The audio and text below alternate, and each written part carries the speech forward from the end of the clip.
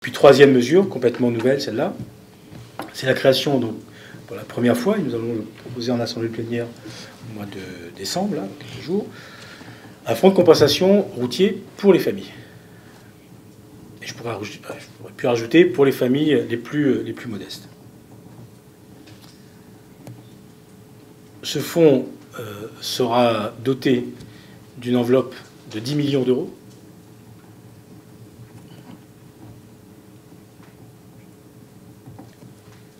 Pourront bénéficier de ce dispositif d'abord les demandeurs d'emploi,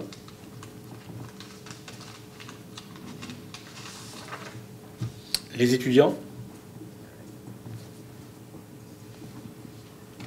les salariés qui touchent jusqu'à 1,2 SMIC, donc vous savez, un peu plus de 1 400 euros par mois, 1,2 SMIC.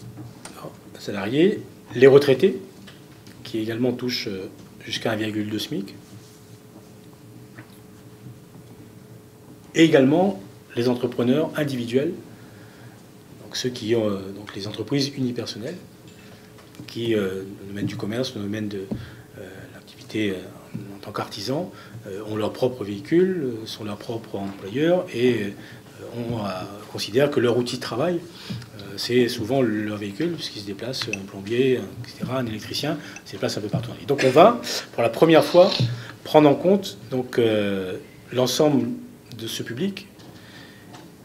Et donc au total, différents calculs qui ont pu être faits ces derniers jours, ces dernières semaines, nous amènent à ce qu'il devrait y avoir environ 100 000 familles concernées. Et ce qui est important de souligner, c'est que ce sont 100 000 familles propriétaires aujourd'hui d'à peu près un tiers du parc automobile à La Réunion. Un peu plus de 340, si nos chiffres sont exacts, un peu plus de 340 000 véhicules automobiles sur le territoire. Donc en prenant en compte 100 000 familles, on est sur à peu près un tiers donc, de l'ensemble de ce parc. Les autres étant les gens effectivement qui, salariés ou autres, ont des revenus supérieurs à ceux que j'ai décrits ici.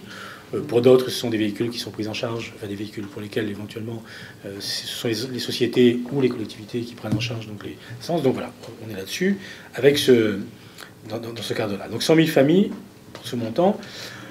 L'aide que l'on prévoit aujourd'hui, c'est une aide directe de 100 euros